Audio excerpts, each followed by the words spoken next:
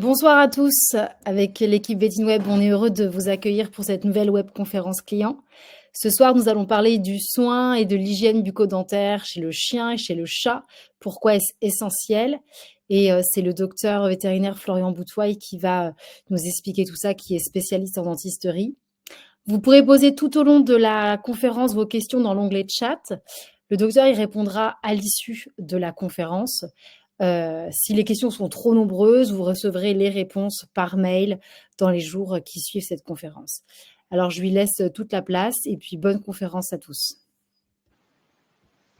Merci, bonjour ou bonsoir plutôt à toutes et à tous. Je suis ravi d'être avec vous là ce soir pour vous parler d'hygiène et de soins bucco-dentaires chez le chien et chez le chat, puisque bien sûr c'est mon domaine de spécialité. Donc je suis toujours ravi de discuter de cela parce que c'est important, bien évidemment. C'est ce que je vais m'évertuer à essayer d'exposer là ce soir. Et puis peut-être, j'espère, apporter quelques réponses et aussi tordre le cou à certaines fausses idées qu'on peut avoir sur ce domaine.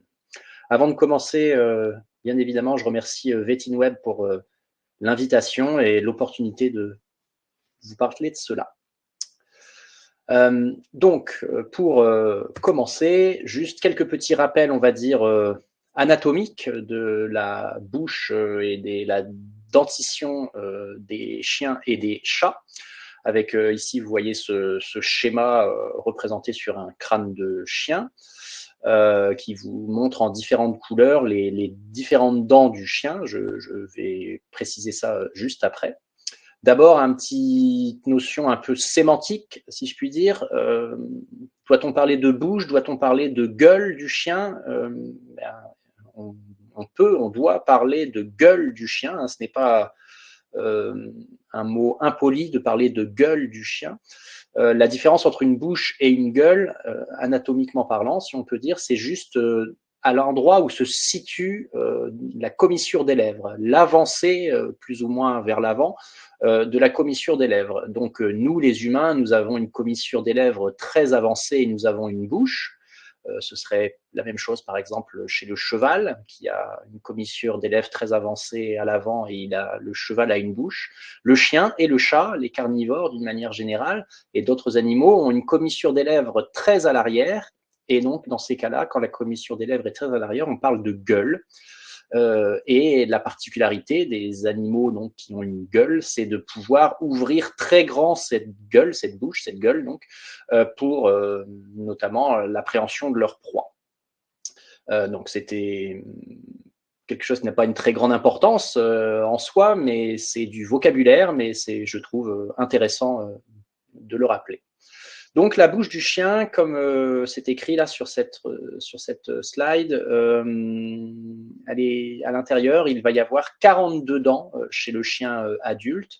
Donc 42 dents, c'est un nombre important, hein, puisque par exemple chez l'humain, nous avons 32 dents dans notre bouche si nous avons nos dents de sagesse, 28 dents si nous n'avons plus nos dents de sagesse. Donc par exemple, le chien donc, a beaucoup plus de dents que nous. Quand il est petit, le chien a une dentition, on dit déciduale, des dents de lait, donc, et il change sa dentition, comme nous, et il passe de 28 dents de lait à 42 dents adultes, donc une augmentation du nombre de dents très important. Autrement dit, hein, et on va le rappeler ça dans l'exposé, le passage des dents de lait aux dents adultes est un événement quand même relativement important parce que il y a beaucoup de changements, beaucoup de mouvements dentaires et de croissance qui se fait à ce moment-là pour que toutes ces dents adultes puissent prendre leur place dans la bouche du chien. Donc c'est une période de la vie chez le chien, donc entre 3 et 5 mois, où je dirais il faut être relativement vigilant que tout se passe bien. Entre 3 et 5 mois, le chien donc, perd toutes ses dents de lait et ses dents adultes sortent. Et donc, c'est très rapide. C'est quelque chose, un phénomène qui, chez l'humain, prend plusieurs années à se faire. Et là, ça se fait globalement en 2 à 3 mois chez le chien. Donc, c'est quelque chose de rapide. Des fois, on ne s'en aperçoit même pas vraiment que c'est en train de se faire, mais encore une fois, c'est important d'être vigilant et si jamais il y a un doute, justement, des fois consulter au moment du changement de dentition. Comme vous le voyez sur ce schéma, donc il y a différentes dents de différentes couleurs, avec bien sûr que j'ai colorié en différentes couleurs, avec en bleu les incisives, les petites dents donc à l'avant, qui chez le carnivore, donc chez le chien qui est un carnivore omnivore, servent à dépecer sa proie quand c'est un animal sauvage, bien sûr. Les grandes canines là qui apparaissent en jaune-orange, donc vous voyez qui ont des très très grandes racines, qui sont vraiment des pieux, on peut dire, pour attraper la proie. Les prémolaires en vert, qui sont des plus petites dents pour celles plus en avant, qui sont des petites dents qui vont permettre le cisaillement, donc de cisailler la chair de la proie pour la manger.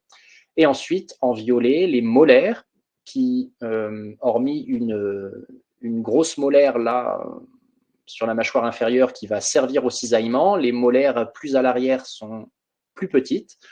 Ça reste des grosses dents, mais elles sont quand même plus petites que chez nous, par exemple, avec moins d'importance, et ce sont des dents qui vont servir à mâcher, à écraser la nourriture.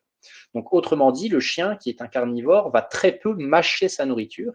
Il va plutôt cisailler sa nourriture, et donc le chien domestique, bien sûr, nos chiens, nos chats, ce sera pareil pour le chat, ont une action avec leurs dents où ils ne vont pas vraiment mâcher, ils vont plutôt couper, casser une croquette en deux, couper la nourriture avec leurs dents, mais ils ne vont pas avoir une action de mâcher comme nous le ferions avec nos prémolaires molaires qui nous servent à mâcher.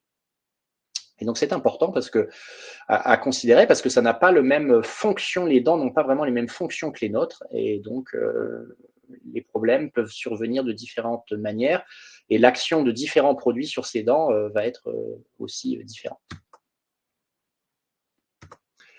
Chez le chat, que vous voyez pareil, un schéma du même ordre, vous avez pareil ces groupes de dents, là, les incisives en bleu, vous voyez, qui sont vraiment toutes petites chez le chat.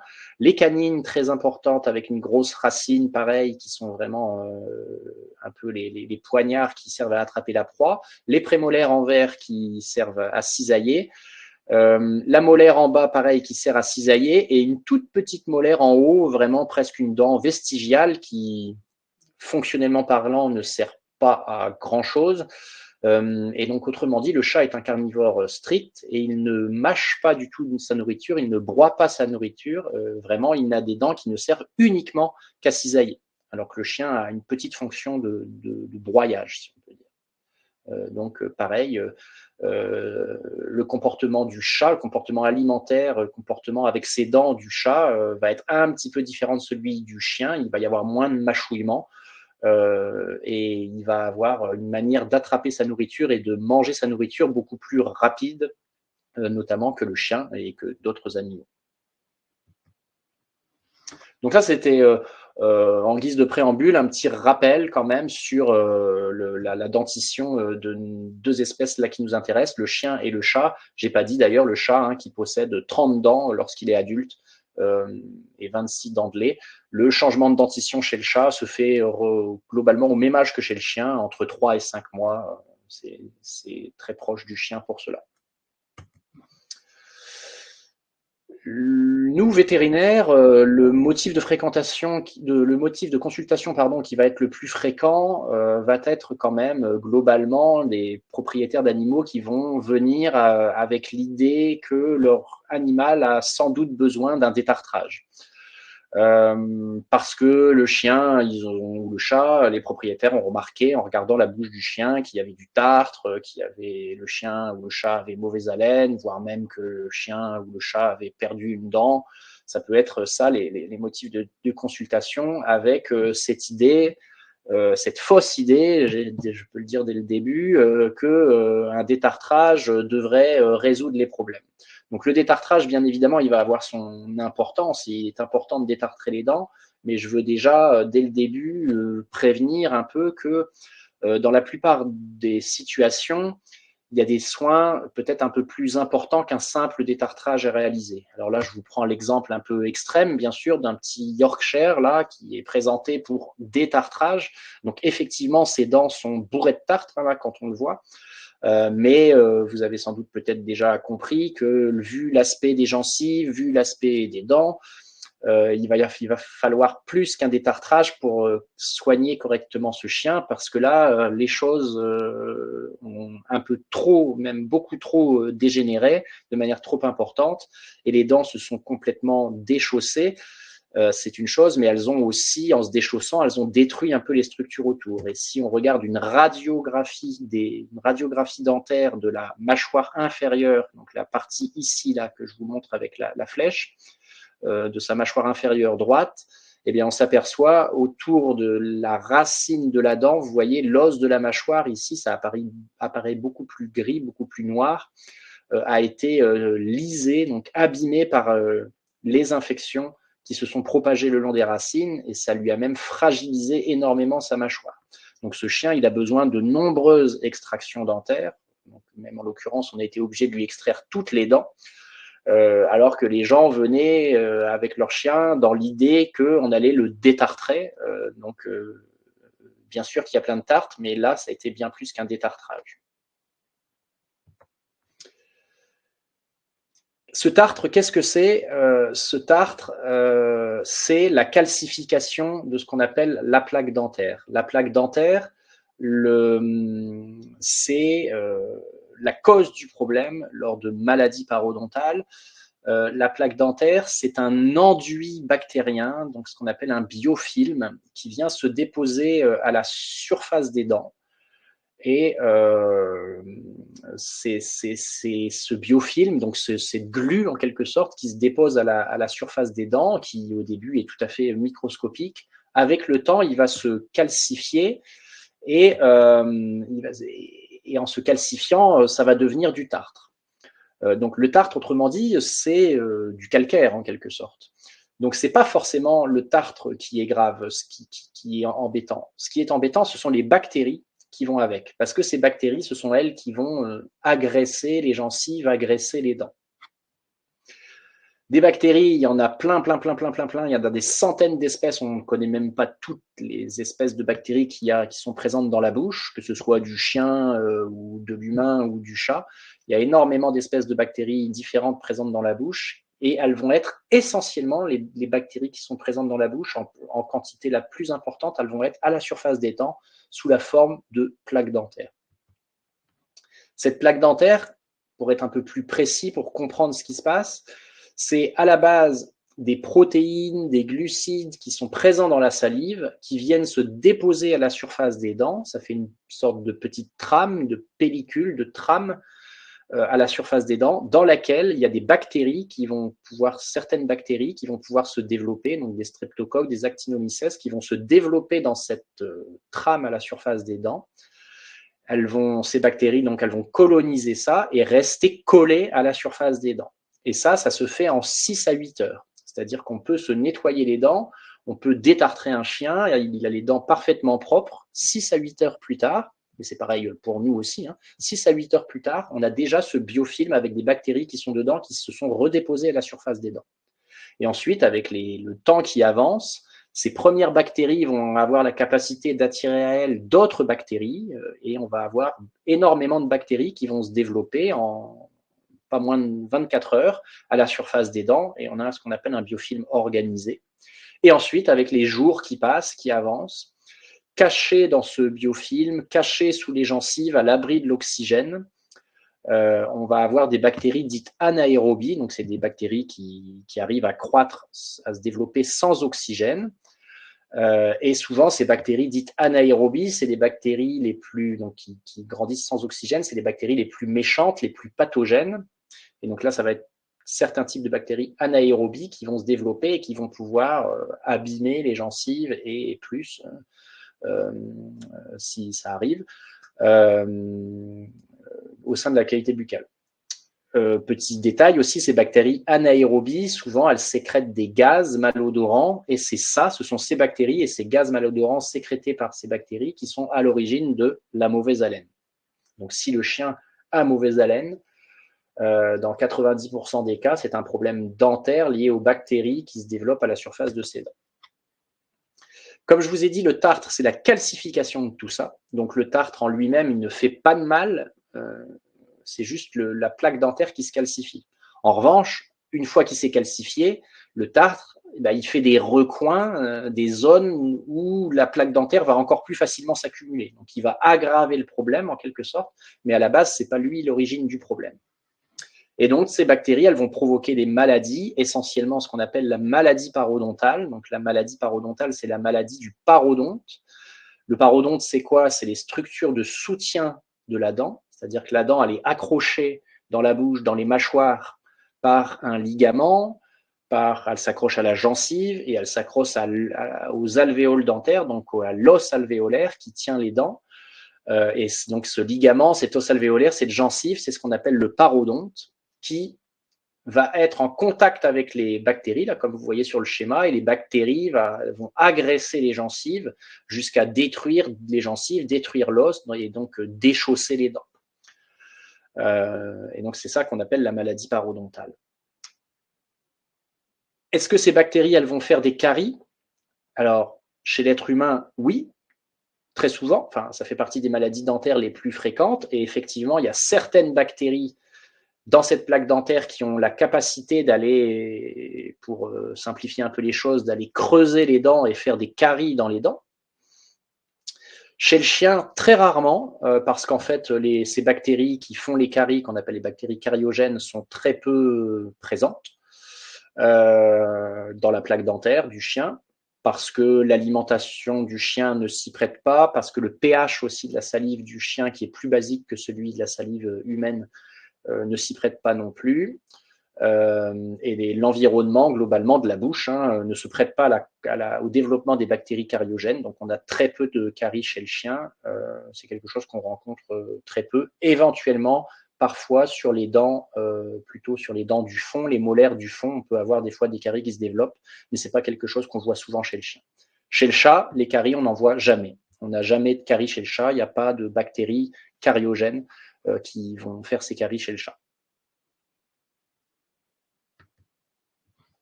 La maladie parodontale, donc, qui est due à cette plaque dentaire, à ces bactéries de la plaque dentaire, elle est très fréquente chez le chien et chez le chat. Elle est en gros, les statistiques, si on peut dire, que l'on a, c'est que 75% des chiens et des chats, j'aurais pu rajouter des chats là sur mon texte, de plus de 4 ans présentent une maladie parodontale. Ce qui est énorme, et ce qui n'est pas très vieux, parce qu'on a souvent tendance à penser que c'est un problème, excusez-moi le terme, de vieux, cette maladie parodontale, donc le tartre, encore une fois, mais je veux insister sur le fait que ce n'est pas le tartre le plus important. Ce problème de plaque dentaire et de problème de maladie parodontale, donc de gingivite et plus qui se développe, on a souvent tendance à penser que c'est un problème d'animal âgé.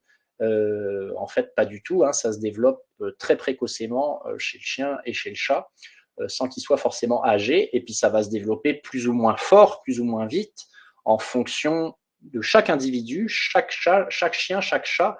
Mais comme nous, comme chaque personne, va réagir différemment face à ces bactéries.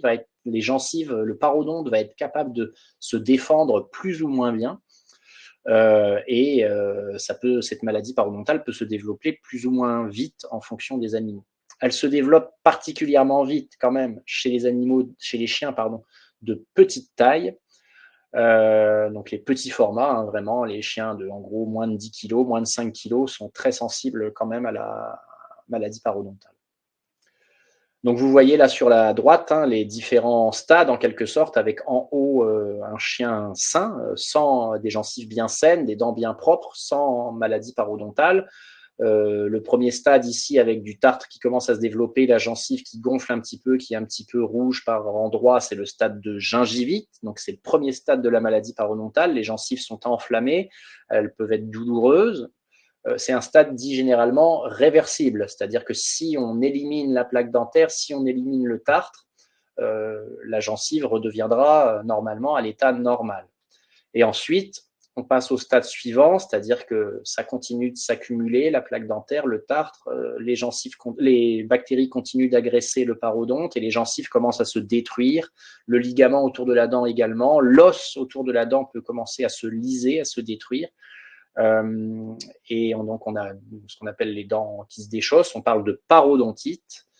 Le parodonte se détruit et ça c'est irréversible, c'est-à-dire qu'on aura beau détartrer, nettoyer les dents, ce qui a été détruit par la maladie ne reviendra pas. Donc on peut stopper l'inflammation, permettre que ça cicatrise en quelque sorte, mais par contre la dent déchaussée restera déchaussée. Donc d'où l'importance, on va le voir après, on va parler d'hygiène, d'essayer d'entretenir les dents avant que cette maladie commence et avant que les choses se dégradent. Et donc, quand le parodonte se détruit, quand l'os autour des dents s'abîme, se détruit, eh ben, ça va avoir des conséquences parce qu'il y a des structures qui sont très proches des racines dentaires chez le chien, chez le chat, notamment pour les mâchoires du haut, ben, ça peut être les cavités nasales, le nez, hein, qui est juste au-dessus des racines dentaires, et particulièrement chez les petits chiens avec des museaux longs et fins, eh ben, l'os est très fin autour de leurs dents et quand cet os se détruit, très rapidement, l'infection peut remonter dans le nez. Donc, on peut avoir des rhinites, des fois même très importantes, liées à des infections dentaires, liées à cette maladie parodontale. Également, comme je vous l'ai montré au tout début, là, une fragilisation des mâchoires. Je vous ai montré la radio sur ce chien, c'était celui-ci, où le déchaussement dentaire a été tellement important que l'infection, les bactéries ont vraiment migré le long des racines et ont abîmé, lisé l'os autour des racines, abîmé la mâchoire. Et donc, on peut avoir des mâchoires qui se fragilisent, voire même qui se cassent. Ça peut être des petits chiens de petit format qui se cassent la mâchoire, malheureusement, en faisant pas grand-chose, parce que leur mâchoire s'était fragilisée par la maladie. Ça, c'est les conséquences locales. Et après, ces bactéries qui sont présentes, qui sont là, qui agressent les gencives, qui du coup font des petits saignements, qui passent dans le sang, parce que voilà, par les gencives, ça peut passer dans le sang. Ces bactéries, elles peuvent migrer dans l'organisme et aller faire des conséquences au niveau du cœur et au niveau des organes qu'on dit les organes filtres, donc les reins, le foie. Ces bactéries peuvent migrer jusque-là. Alors, ça n'arrive pas tout le temps, heureusement, c'est pas quelque chose de fréquent parce que le chien, tout comme nous, il a un système immunitaire, il a un système de défense qui fait que quand il y a une bactérie qui passe dans son sang, elle est éliminée par le système immunitaire, par les globules blancs qui sont dans le sang. Mais c'est là tout le temps. Ces dents en mauvais état, elles sont là tout le temps. Donc il y a tout le temps des bactéries qui passent. Donc l'organisme doit tout le temps se défendre.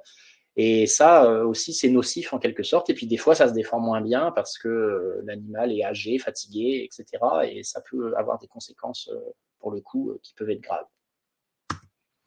Donc, comme je l'ai déjà dit, mais je vais le répéter plusieurs fois là dans les diapositives à venir, la prévention est essentielle pour éviter cela et donc éviter que cette plaque dentaire se développe à la surface des dents dès le début, parce que c'est vraiment ces bactéries-là qui vont agresser le parodonte, les gencives. Pour cette hygiène, vraiment le meilleur des moyens pour avoir une bonne hygiène face à cette maladie parodontale et éliminer ou en tout cas éviter que la plaque dentaire ne se développe de trop, c'est le brossage dentaire. Il n'y a pas de secret, c'est ce qu'on fait pour nous. C'est ce que jamais un dentiste ou jamais un médecin ne vous dira de faire autre chose que de vous brosser les dents. Et en plus, nous, on le fait normalement 2 ou 3 fois par jour pendant un temps certain,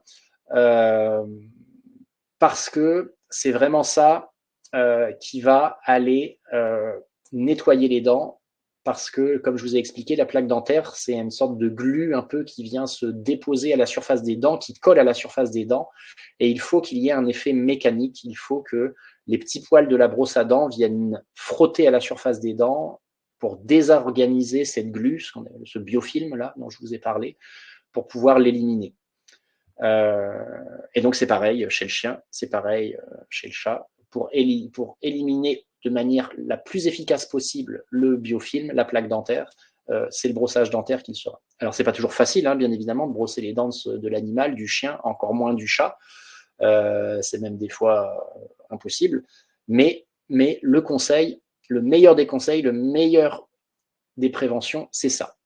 en le faisant 3 fois par semaine minimum pour que ce soit efficace. On le sait par des études, si on brosse les dents il y a un peu un seuil, si on passe en dessous de 3 fois par semaine, l'efficacité du brossage est bien moins importante. Avec un gel dentaire adapté, vous ne faites pas ça avec le dentifrice que vous utilisez pour vous, parce que ce n'est pas les mêmes compositions, c'est pas les mêmes goûts. Notamment, nous, dans nos dentifrices, pour nous, il y a des agents moussants. Donc, ça mousse quand on se brosse les dents. C'est plutôt fait pour que ce soit justement, nous, une sensation agréable et on rince derrière ce dentifrice. Le chien ne va pas rincer sa bouche après. La mousse, ça va pas du tout aller, ça va lui déplaire.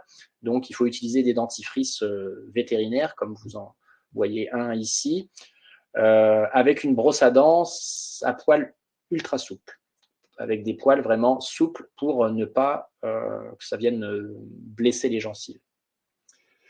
J'en reparle après, mais après chaque brossage, n'oubliez pas de récompenser votre chien, surtout au début. Il faut habituer le chien à cette manipulation. On va en parler un peu plus dans le détail après.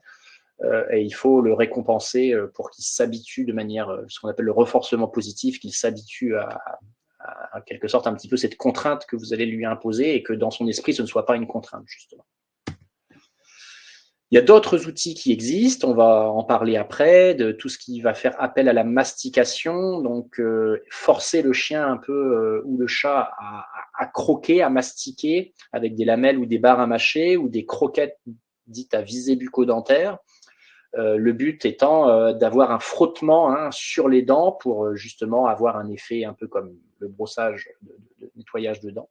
Et sinon, il peut y avoir des produits que vous ajoutez à l'aliment ou à l'eau de boisson, mais pour lequel forcément l'effet mécanique sera nettement moins important. Important, évidemment, c'est dans cette prévention, dans cette hygiène, c'est le rôle du vétérinaire, c'est-à-dire que si vous avez des questions, si vous avez un doute, n'hésitez pas à parler à votre vétérinaire de cela, lui demander des conseils, il pourra vous conseiller. Et puis, là, on parle de prévention, mais bien sûr, arrive un moment où les problèmes arrivent et le vétérinaire pourra décider si des soins par le vétérinaire, des soins professionnels sont nécessaires, de détartrage, de curetage, voire d'extraction dentaire, s'il le faut, il saura vous conseiller pour cela. Donc, en quelque sorte, le vétérinaire joue aussi, c'est vous qui avez les propriétaires d'animaux qui ont un grand rôle, qui avaient un grand rôle dans l'hygiène, mais le vétérinaire joue son rôle par ses conseils. Donc, le brossage dentaire, je refais un petit focus dessus. Chez l'homme, clairement, je l'ai dit, c'est la référence, il n'y a pas de secret. L'effet mécanique de la brosse à dents est très important. Les petits poils vont désorganiser la plaque dentaire, ça va aller dans les recoins, ça va même, en fait, quand on se brosse les dents, ça va même pénétrer un petit peu sous la gencive et aller dans les petites zones où justement les bactéries se développent. Et on sait qu'en se brossant les dents 2 à 3 fois par jour, on arrive à réduire de à peu près 60, c'est des moyennes, tout ça évidemment, de 70% la plaque dentaire que nous avons sur nos dents, chez nous. 2 à 3 fois par jour, 2 à 3 minutes par brossage. Chez le chien, comme je vous ai dit, il faut le faire 3 fois par semaine minimum pour essayer de maintenir des gencives saines. Si on le fait tous les jours, c'est encore mieux. On le sait, pareil, par des études, qu'on arrive à passer du stade gingivite au stade gencive saine, c'est-à-dire revenir en arrière dans le développement de la maladie parodontale grâce à un brossage quotidien. Pour ça, il faut habituer son chien dès le plus jeune âge, évidemment. C'est le plus simple en commençant jeune, en l'habituant dès le plus jeune âge. Je dirais leur capacité d'adaptation peut encore un peu plus modeler quand ils sont jeunes. Il faut l'habituer progressivement, c'est-à-dire que dès le début, n'allez pas brosser les dents de votre chien absolument partout parce que vous n'y arriverez pas, le chien ne va pas apprécier s'adapter tout de suite à l'usage de la brosse. Donc au début, on y va progressivement, on n'utilise que son doigt, on prend le dentifrice vétérinaire, on le met sur son doigt et on vient lui appliquer le gel sur les doigts. Même avant ça, les premiers jours, on peut juste commencer à habituer le chien à lui manipuler la gueule, lui ouvrir la gueule, lui soulever les babines, poser son doigt sur les dents, etc. Et on le récompense à chaque fois après chaque séance, si je puis dire. Après, donc, on utilise le gel sur le doigt pendant plusieurs jours, plusieurs semaines. Et après, petit à petit, on essaye avec la brosse de plus en plus, sans trop le contraindre. Parce que si vous brusquez votre chien dès le début, eh ben, vous n'y arriverez jamais. Donc il faut vraiment y aller doucement. Dès qu'on sent qu'il se sent trop contraint, qu'il ne veut plus, bah, on arrête, on donne la récompense. Voilà, et la fois suivante, on fera peut-être un peu plus et ça peut prendre, en fonction du caractère du chien, bien sûr, plusieurs jours, plusieurs semaines même à réussir à brosser. Le brossage, les techniques que vous voyez là avec les petites flèches, donc les dents de devant, donc en gros, vous mettez la main par-dessus le museau de votre chien, vous lui soulevez les babines, ne cherchez pas à lui ouvrir grand la bouche, hein, c'est pas agréable. En gros, il peut rester bouche à peu près fermée, semi-fermée, sans chercher à lui forcer l'ouverture de la bouche. Et les petites incisives, vous mettez votre brosse à dents, vous allez faire des mouvements de haut en bas, de haut en gros, généralement on dit de la gencive vers la dent, on chasse les bactéries qui sont vers la gencive, vers la pointe de la dent. Donc vous faites des mouvements de haut en bas pour les petites incisives. Après, pour les dents pour les canines et prémolaires plus en arrière, soit vous faites aussi du mouvement de haut en bas, mais c'est pas forcément facile parce qu'il faut généralement ouvrir la gueule du chien et il garde pas la gueule ouverte trop longtemps. Sinon, vous faites un petit peu à l'aveugle, si je puis dire, c'est-à-dire que vous passez votre brosse à dents sous la babine du chien et là, vous faites des mouvements circulaires sous la babine du chien. Donc, on tourne, on tourne, on tourne depuis les dents du fond jusque les dents de devant sans forcément lui soulever la babine. C'est ce qui est le plus confortable pour le chien. Tout ça, c'est pas facile, hein. C'est pas facile à faire, j'en suis bien conscient, mais voilà, il faut vraiment encore une fois faire ça petit à petit avec récompense derrière. Et le chat, c'est encore moins facile parce que le chat peut encore moins apprécier d'être manipulé comme ça au niveau de la gueule. Et le chat, c'est plus difficile de l'amadouer, si je puis dire, avec la récompense. Ça ne marche pas exactement comme le chien où avec la récompense, on arrive des fois à obtenir des choses, la conciliance de la part du chien. Le chat, ça ne marche pas trop comme ça. Donc le chat, y a des fois, clairement, on ne peut pas. Le chat, il ne se laisse absolument pas approcher pour faire ça. Et si on ne peut pas, on ne peut pas. Si on peut, ne serait-ce qu'au doigt, lui appliquer le dentifrice, c'est déjà ça. Et sinon, s'il se laisse faire, pour cela, il faut utiliser vraiment des toutes petites brosses à dents. Alors, ça peut se trouver sur Internet, hein, vous pouvez trouver des petites brosses à dents pour le chat. Sinon, brosse à dents pour bébé, hein, vraiment pour les chats et également pour les chiens de petite taille. Ou sinon aussi, vous pouvez utiliser les têtes de brosse à dents électriques, juste les têtes de brosse à dents électriques qui sont rondes au bout et souvent du coup plutôt de petite taille. Le partie ronde où il y a les poils de la brosse à dents sont plutôt de petite taille. Donc pour les petits chiens et pour les chats, ça peut être adapté. Encore une fois, je suis bien conscient que chez le chat, c'est pas facile de brosser les dents, mais voilà, si on peut, pareil, l'habituer, s'il est très conciliant pour ça, ça ne peut être que tout bénef. Il existe bien sûr d'autres, j'ai qualifié ça d'outils, entre guillemets, bien sûr, d'hygiène qui existent. Donc, tout ce qui sont les produits à mâcher ou les aliments spécifiques qui vont un peu rentrer au final dans les produits à mâcher. Les dentifrices, les gels dentaires, on en a parlé, qu'on utilise au doigt, des additifs qu'on met dans l'eau de boisson. Donc, il y a pas mal de choses qui existent avec différentes efficacités, avec différentes choses qui ont été prouvées. Je vais vous expliquer ça juste après.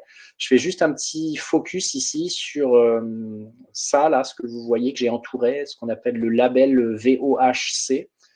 C'est quelque chose de très peu connu, un peu plus connu aux États-Unis, mais très peu connu en France. Ce label VOHC, en fait, c'est comment dire, un estampillage par un organisme totalement indépendant qui valide en fait les études qui ont été faites par les fabricants là, de ces produits. C'est-à-dire que là, par exemple, la société Hills a testé le dental care sur des chiens ou des chats, je ne sais pas exactement le détail là, mais et a prouvé une certaine efficacité contre le développement de tartre et contre le développement de plaques dentaires.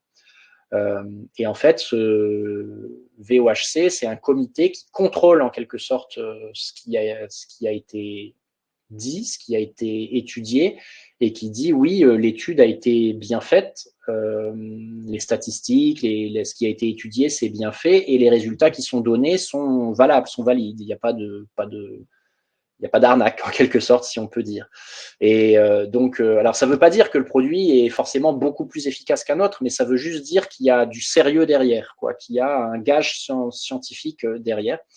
Et donc, voilà, c'est quelque chose de très peu mis en avant en France, mais je trouve que ça a son importance parce que ça veut quand même dire qu'on a des produits pour lesquels il y a eu de la science derrière, quelque chose qui montre quand même l'efficacité enfin, en tout cas, qui montre que l'efficacité qui a été prouvée est réelle. Globalement, je vais donner là des grandes généralités. On pourrait aller produit par produit, regarder leur performance, si je puis dire, mais ils ont un peu tous les mêmes résultats malgré tout. Les croquettes et barres à mâcher permettent, donc les barres à mâcher à visée bucco-dentaire, bien sûr, et les croquettes à visée bucco-dentaire permettent une réduction d'accumulation de plaques dentaires de 25% et une réduction d'accumulation de tartre de 60%. Donc évidemment, c'est des scores qui paraissent pas mal, notamment pour le tartre.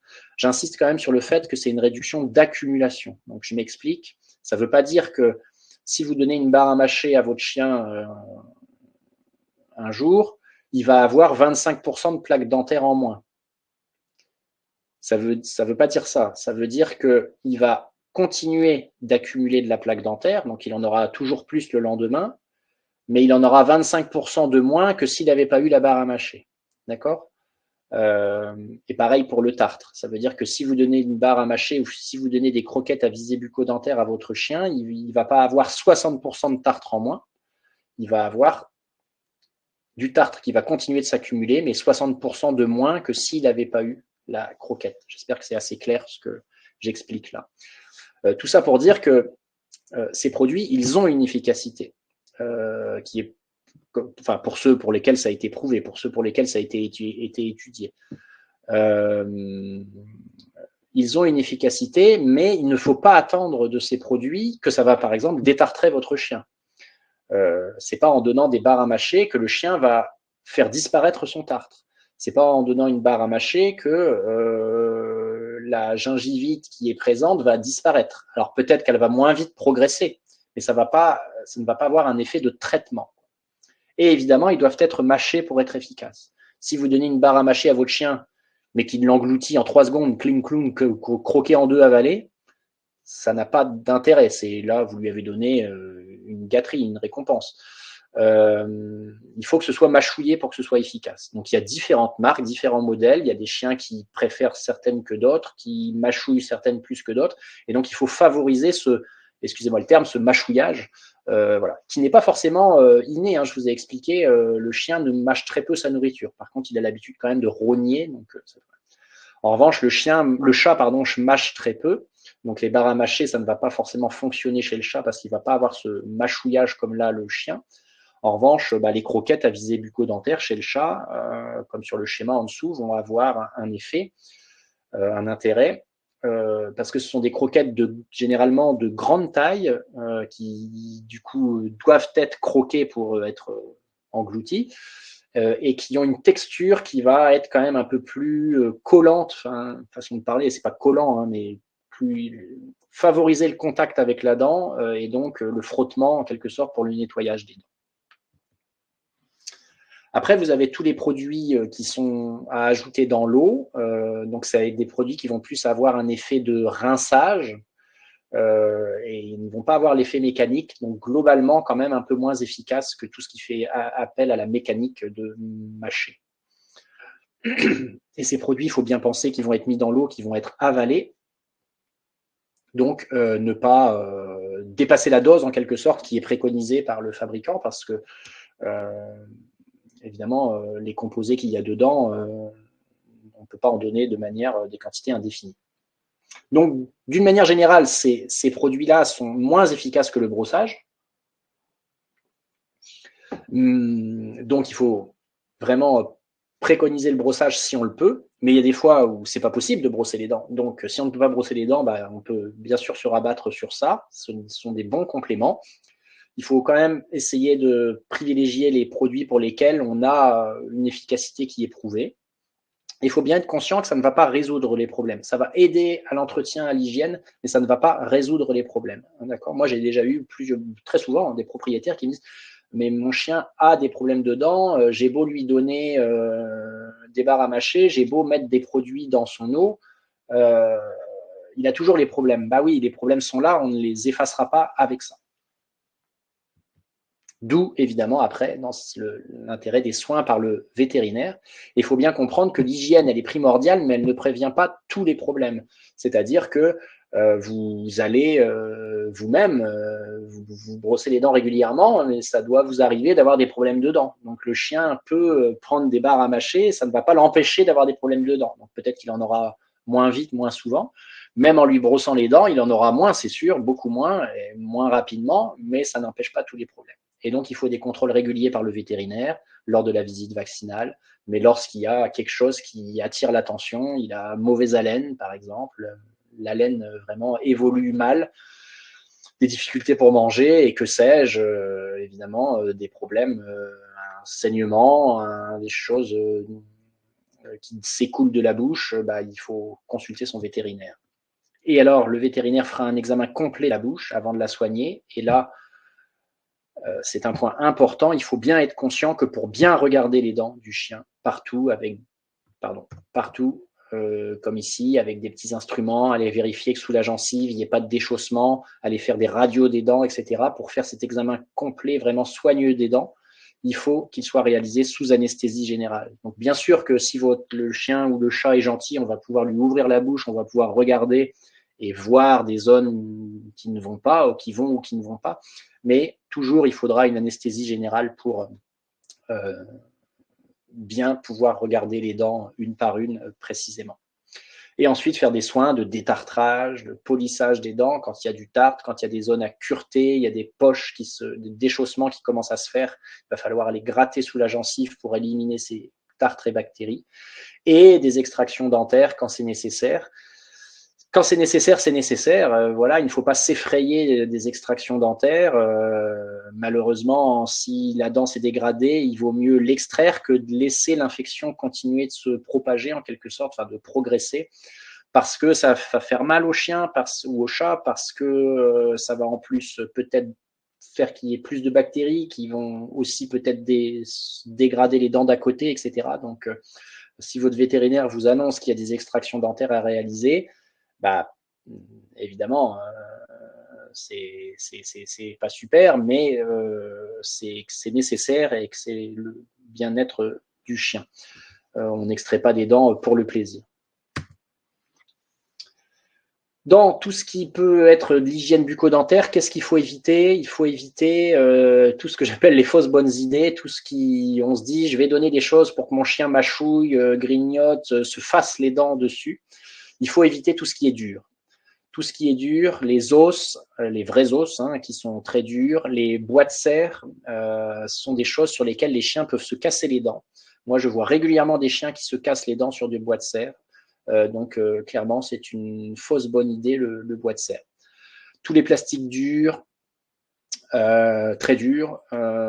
Les cordes, pareil, faut voir comment le chien les utilise, mais des fois ça peut quand même lacérer les gencives. Les balles de tennis, attention aux balles de tennis, ça use les dents du chien. En fait, le jaune, le feutre jaune autour de la balle de tennis a tendance à récolter la poussière, le sable, la terre, le sable qu'il y a dans la terre, par terre, et ça a vraiment un effet très abrasif, très papier de verre. Et donc le chien qui joue tout le temps avec sa balle de tennis a tendance à s'user les dents. Alors, cette usure, si elle est lente et régulière, ça n'a pas forcément de conséquences, mais si elle est vraiment très importante, ça peut avoir des conséquences. Et enfin, attention aux produits peu hygiéniques, tout ce qui est un peu produit en pot, là, comme on dit, un produit un peu carné, faire attention de leur hygiène, de pas déjà de où ça vient, et de deux, bah, des fois ça traîne dehors et ça peut récolter des bactéries. Le chien l'a laissé dans le jardin, il le reprend 2 jours plus tard, il finit par croquer ça, avaler ça, ça peut être quand même très peu hygiénique. Attention également aux calories que vous apportez avec les produits, avec les barres à mâcher et tout ça. faut évidemment, les barres à mâcher, c'est une fois par jour, c'est une certaine teneur en calories, il ne faut pas en donner de trop pour pas que ça apporte trop que ça fasse grossir le chien. Donc justement, je vous parlais de fracture dentaire, c'est l'autre problème qu'on peut rencontrer assez régulièrement, même chez le chien ou chez le chat.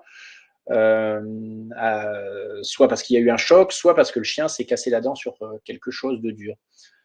Donc, ce qui va nous intéresser, vétérinaire, enfin vous aussi bien sûr, propriétaire, mais vétérinaire, c'est quelle est la conséquence de cette fracture, et notamment est-ce que la pulpe de la dent, donc le nerf, ce qu'on appelle vulgairement le nerf, là vous voyez ici, ou ici en violet, est-ce que la pulpe est touchée par cette fracture? Et si c'est le cas, malheureusement, quand on a la pulpe qui est touchée, quasiment instantanément, on peut dire la pulpe à l'intérieur de la dent s'infecte.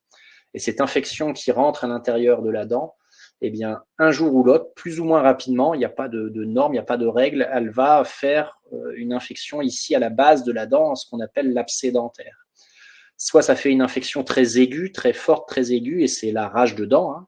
Soit c'est très chronique, c'est-à-dire que globalement, le chien n'exprime pas grand-chose, mais il a ça peut faire mal quand même, parce qu'il n'a pas la parole pour nous le dire, mais il a une infection là qui peut aller, venir, et qui peut avoir des conséquences importantes. Des fois, on dit que ça fistulise, c'est-à-dire que l'infection ressort à l'extérieur. Généralement, ça soulage justement, ça soulage la douleur parce que l'infection sort, mais pour autant, l'infection est toujours présente. Et donc ça, on peut le contrôler, nous, vétérinaires. Ça, c'est un chien, vous voyez, qui avait les dents usées, où on vient avec un petit instrument pointu voir si la pulpe est ouverte ou pas. Donc, il y a le début de la vidéo où c'était lisse, la pointe de l'instrument ne passait pas dans la dent, la pulpe n'est pas ouverte, et vous voyez sur cette dent-là, il y avait un point noir où mon instrument là s'est planté dedans parce qu'il y a un petit trou. Et là, la pulpe est ouverte et ce chien, malheureusement, a une infection qui est rentrée dans la pulpe de sa dent. Et donc, il y a une infection à l'intérieur de la dent qui doit être traitée parce que ça va finir par lui poser un problème avec, comme ici, vous voyez, une petite plaie sous l'œil qui correspond à l'infection de la dent en dessous, qu'on appelle la carnassière, une des prémolaires qui est cassée, l'infection est passée dans la pulpe, et vous voyez là, sur la radio, c'est plus sombre, hein, il y a de l'infection qui s'est développée autour de la racine, ici aussi. Normalement, ça devrait être bien blanc comme autour de cette racine ici, parce que l'infection a détruit l'os et l'infection là a fini par ressortir par la peau. Donc là, c'était peu développé chez ce chien, mais il y avait quand même une plaie. Et puis il y a des fois où ça fait des grosses infections, des grosses, ce qu'on appelle des cellulites maxillofaciales ou des phlegmons qui se diffusent vraiment sur toute la face. Et là, ça fait très mal. Il y a une grosse infection. Et la base de cette infection, c'était sa canine cassée ici, que vous voyez. C'était tout gonflé. Et c'est une grosse infection qui s'est étendue largement. Quand on a une fracture dentaire, il faut la traiter si la pulpe est touchée. Donc, il faut éliminer cette infection de la pulpe à l'intérieur de la dent. Donc, pour éliminer cette infection, évidemment, si on extrait la dent, ça va résoudre le problème. Et il y a des fois où on n'a pas le choix parce que la dent est trop abîmée ou parce que l'infection est trop ancienne et les structures, l'os autour de la dent ou la racine de la dent est trop abîmée et on ne peut pas le faire autrement que de l'enlever. Et dans certaines situations, on peut faire des soins conservateurs, comme on ferait chez l'humain, où on parle de dévitalisation. Donc là, vous voyez ce chien ici, hein, qui a la pulpe là qui est enflammée, qui sort même de la dent qui s'est cassée. Et on a éliminé la pulpe à l'intérieur de la dent, qui était infectée, qu'on a remplacée par un ciment d'obturation. Ici, on a dévitalisé la dent. Et le chien a pu conserver sa dent, qu'on a restaurée là avec de la résine. On avait découper un petit peu la gencive pour enlever vraiment dégager la zone où la dent était cassée. Et donc les soins conservateurs sont possibles également, mais en tout cas quand le chien a une dent cassée, ça peut avoir des conséquences, quoi. Même si le chien n'exprime rien, évidemment il vous dit pas qu'il a mal, il vous dit pas que des fois ça le lance, etc. Ça a des conséquences, une dent cassée. Chez le chat aussi, hein, bon, évidemment j'ai mis une photo un peu impressionnante, vous voyez, extrêmement gonflée, ça lui en avait fermé l'œil, il y avait une fistulisation, c'est-à-dire que ça avait percé, hein, il y a un petit peu de sang, mais c'est plus du pus en fait là qui sort ici, Et la base de tout ça, c'est son croc ici qui était cassé. L'infection était rentrée dans la pulpe, ça avait détruit en quelque sorte la base de la racine et après ça avait fait ça. Donc là, on était obligé d'enlever la dent pour ce chat et de drainer l'abcès.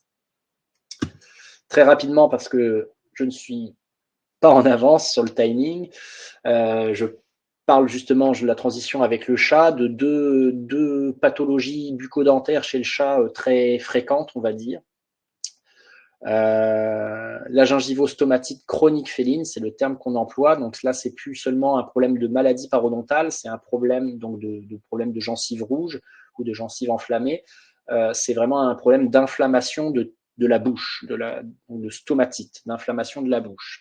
C'est quelque chose d'assez, malheureusement, d'assez fréquent. Alors, selon les études, entre 0,7 et 12% de la population féline. Ça, c'est les études, des fois, c'est très variable en fonction des populations d'études et de comment a été faite l'étude. À grosso modo, je pense que la vérité se situe un peu entre les deux. Au moins quelques pourcents de la population féline est touchée par cela, et quelques pourcents, c'est beaucoup.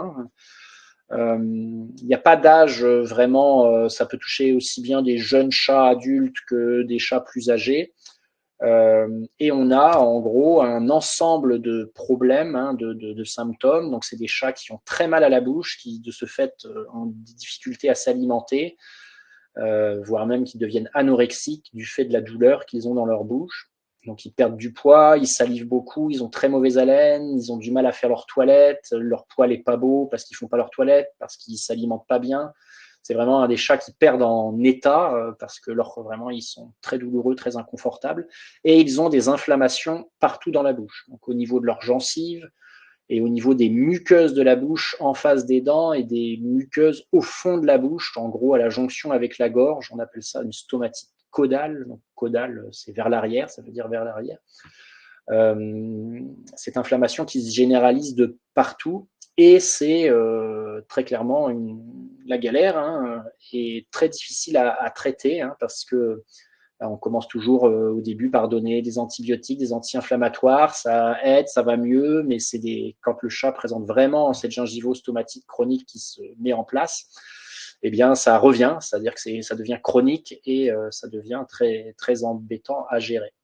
Une autre photo ici, encore, c'est vraiment le fond de la bouche. Le chat là est anesthésié et on a fait une photo du fond de sa bouche. Vous voyez, c'est tout gonflé dans sa joue, ça fait des protubérances là qui sont, on parle d'ulcéroprolifération, mais donc des protubérances qui se sont mises là sur le bord de la gorge.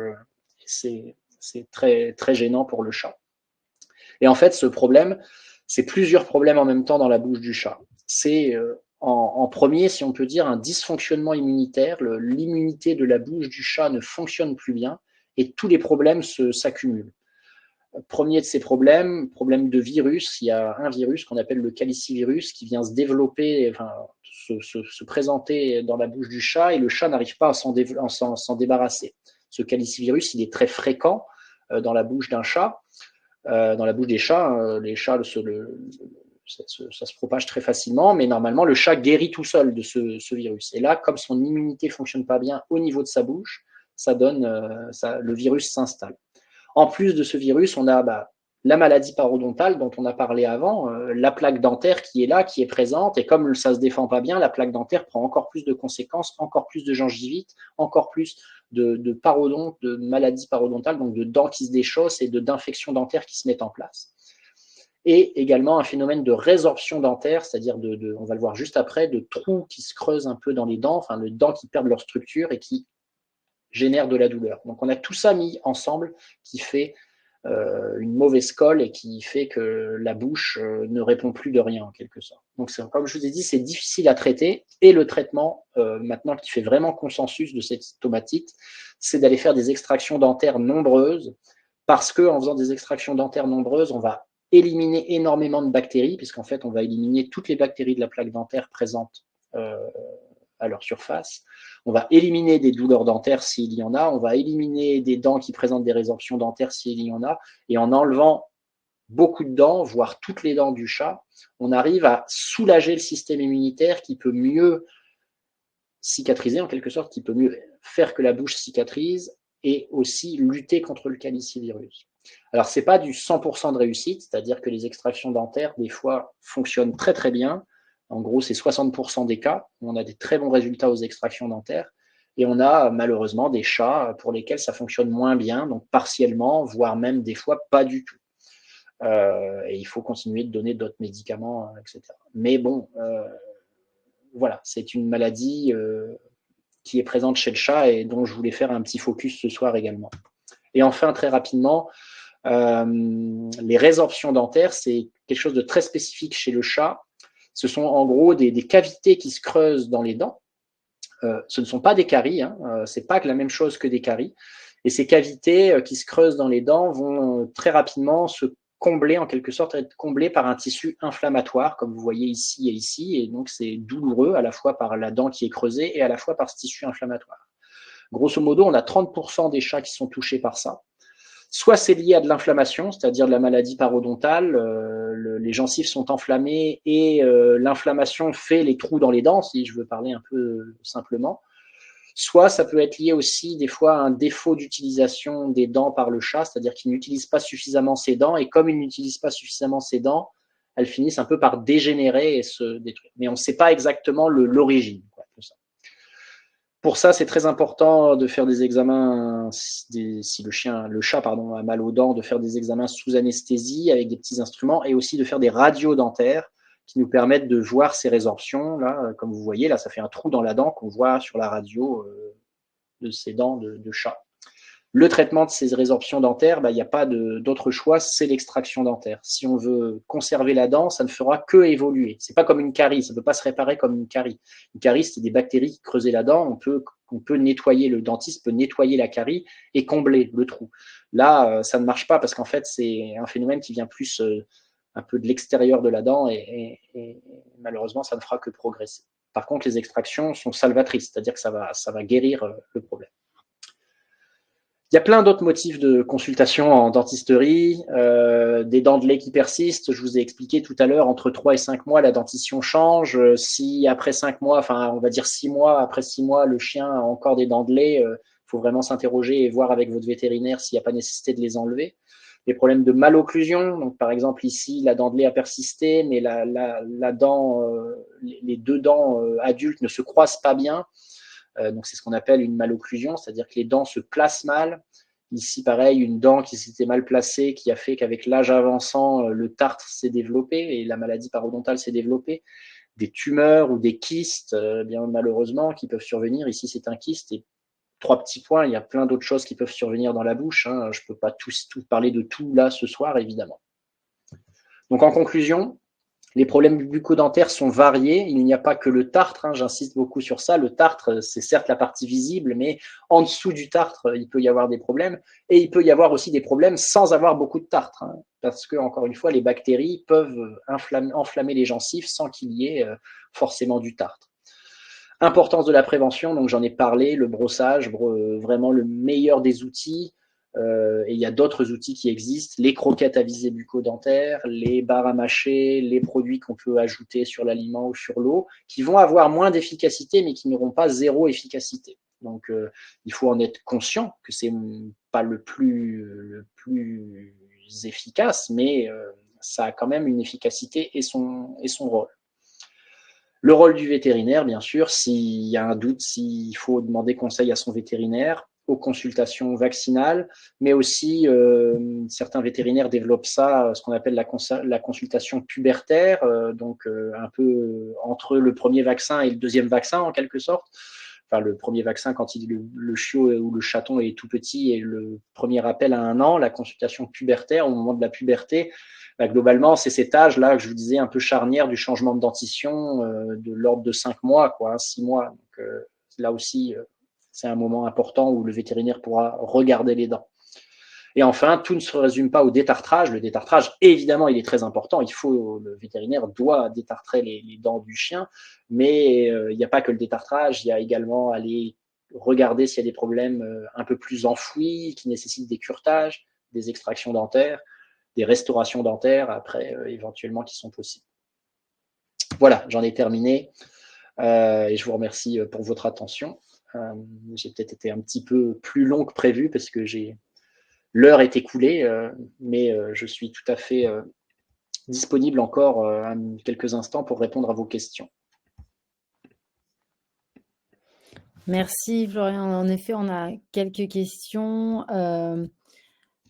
Si on ferme la présentation, je peux permettre de fermer ta présentation comme ça. Hop. Voilà, et là, on a les questions sur l'onglet chat. Et la première question, je crois que c'était Véronique qui nous demandait ces bactéries peuvent provoquer des cancers de la bouche? Point d'interrogation. Alors, il n'y a pas, non, il n'y a pas de lien direct. Une bactérie provoque un cancer de la bouche. Sur des animaux qui ont des cancers de la bouche, on va retrouver certaines flores bactériennes qui vont être plus représentées que d'autres.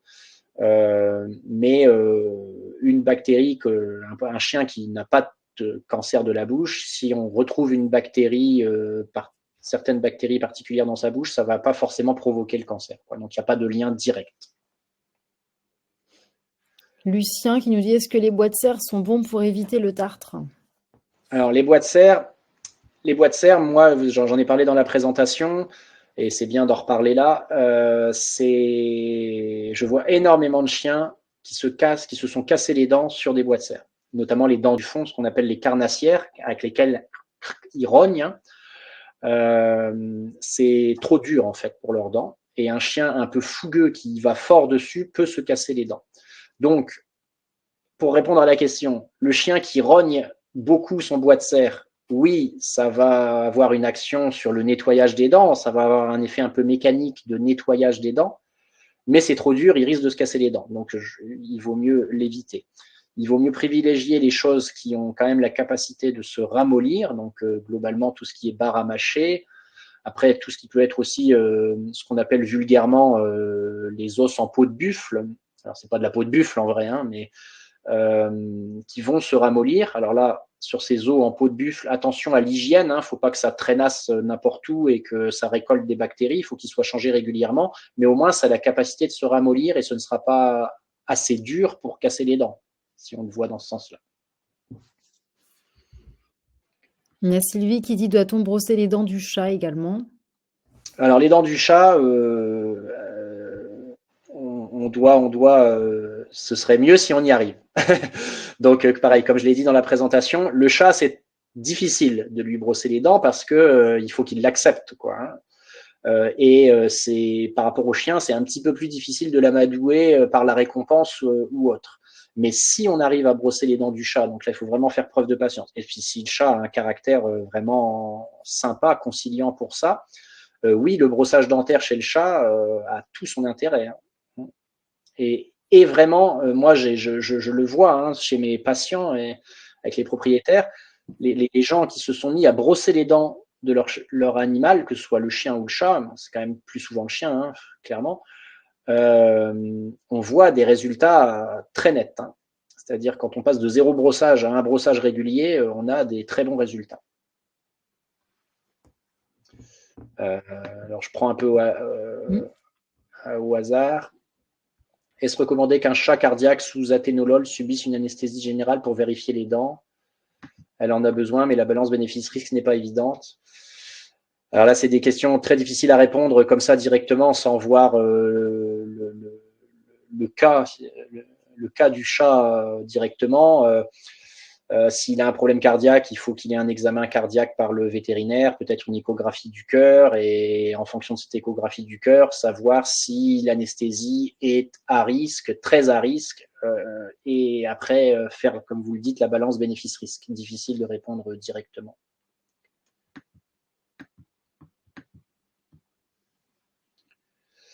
J'ai une petite Spitz qui a bientôt 9 ans, déjà 3 détartrages, dont les 2 derniers à 1 an d'intervalle, et déjà le tartre commence à bien s'installer. Y a-t-il un risque de faire un détartrage tous les ans? Alors faire un détartrage tous les ans, si le chien est en bonne santé, que l'examen du vétérinaire et éventuellement les bilans sanguins, s'ils sont indiqués, sont bons, qu'il n'y a pas de contre-indication à l'anesthésie, on peut faire un détartrage tous les ans. Après, il faut vraiment voir l'état de la bouche, l'état des dents du chien. Encore une fois, hein, des fois, multiplie les détartrages, mais il y a des dents qui se dégradent et il vaut mieux presque avoir l'extraction de certaines dents plutôt qu'avoir des dents qui continuent de se dégrader. Il ne faut pas attendre qu'elles tombent toutes seules, quoi, en quelque sorte. Et après, encore une fois, bien sûr, le tartre revient. La Prosim, gel dentaire, lamelle à mâcher, bah, c'est certainement effectivement insuffisant dans ce cas-là. Et le brossage dentaire serait vraiment l'idéal, mais certainement difficile à mettre en place sur un chien de petite taille qui ne se laisse pas forcément faire pour le brossage dentaire. Mais le brossage dentaire régulier serait le meilleur des soins à faire. Après, encore une fois, là, c'est un Spitz, donc c'est un chien de petite taille. C'est des chiens qui sont très sujets à la maladie parodontale, qui ont par nature, en quelque sorte, un parodonte qui est fragile, c'est-à-dire des gencives qui sont plus fragiles et plus sensibles au développement de ces bactéries. Et donc, on a beau mettre en place des choses d'hygiène, c'est pas pour ça que les problèmes ne viennent pas. Donc, oui, on essaie de faire plein de choses et pour autant, le détartrage ou des soins bucco-dentaires sont toujours nécessaires. Bah oui, comme je vous disais, c'est comme nous, on se brosse. Il y a des gens qui ont une bonne hygiène bucco-dentaire, mais ils vont chez leur dentiste 2 fois par an, voire plus, parce qu'ils ont des problèmes de dents qui continuent de se développer. Et là, on est tous un peu inégaux face à ça. Et les chiens, évidemment, ou les chats, c'est pareil, et particulièrement les chiens de petite taille face à la maladie parodontale.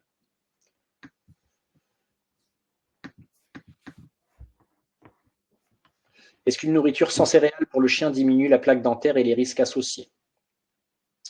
Il n'y a pas de différence sans céréales ou pas sans céréales. Après, les croquettes à visée bucco-dentaire, c'est elles qui peuvent diminuer la plaque dentaire. C'est plus une question de texture de croquette, donc la manière dont la croquette a été fabriquée en quelque sorte. Ça, céréales ou pas céréales, ça n'a rien à voir. Et souvent aussi, c'est la forme, la taille de la croquette et l'enrobage autour de la croquette. Il y a un enrobage, je ne suis pas allé dans le détail de tout ça là dans la présentation, avec des polyphosphates de sodium pour être dans le détail, qui vont attraper un peu le calcium salivaire. Et donc, en fait, en attrapant le calcium qu'il y a dans la salive, il y a moins de calcium disponible pour faire du tartre. Mais ça, ce n'est pas une question céréales sans céréales, c'est l'enrobage de la croquette. Est-ce que faire un détartrage tous les 2 ans peut remplacer valablement un gel dentaire 3 fois par semaine? Non. Un gel dentaire 3 fois par semaine par brossage va vraiment permettre d'éliminer. C'est comme pour nous, quoi. C'est-à-dire, si vous ne vous brossez pas les dents et que vous allez voir votre dentiste tous les 2 ans, bah, c'est moins efficace que de se brosser les dents tous les jours. Sachant qu'encore une fois, je me répète, le brossage dentaire ne va pas faire qu'il n'y aura jamais 0 problème. Mon cocker a des abcès au pli des babines, où peut s'installer la bactérie Pseudomonas. Est-ce que ce souci pourrait venir de son hygiène dentaire? Un peu difficile de répondre, je vous avoue. Ça, pas forcément, parce que très souvent, ce problème de pli dont vous parlez, c'est vraiment une zone de pli où il y a une zone de macération. Et la macération peut faire que le développement des bactéries, elles peuvent venir de n'importe où, quoi. Elles peuvent venir du sol, elles peuvent venir de n'importe où, pas forcément de la bouche. En revanche, c'est sûr que l'hygiène bucco-dentaire d'un chien qui a ce problème de pli, en dehors du Pseudomonas, va aider quand même.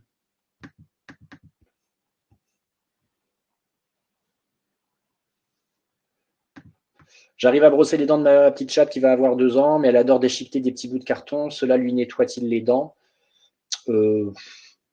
Pas spécialement. Le brossage, oui. Le fait de mâchouiller. Enfin, en fait, tout ce qui va faire appel quand même à mâchouiller, ça va aider à nettoyer les dents.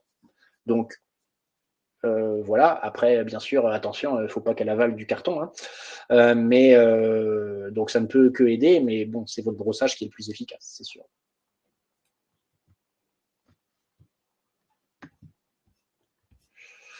Voilà.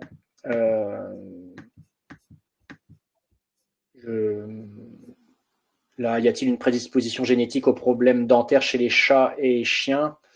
On n'a pas vraiment de données là-dessus. En revanche, de manière très juste logique, hein, comme je vous ai dit, les chiens de petite taille, ben, on va prendre la race quand même number one du problème de maladie parodontale, c'est le Yorkshire.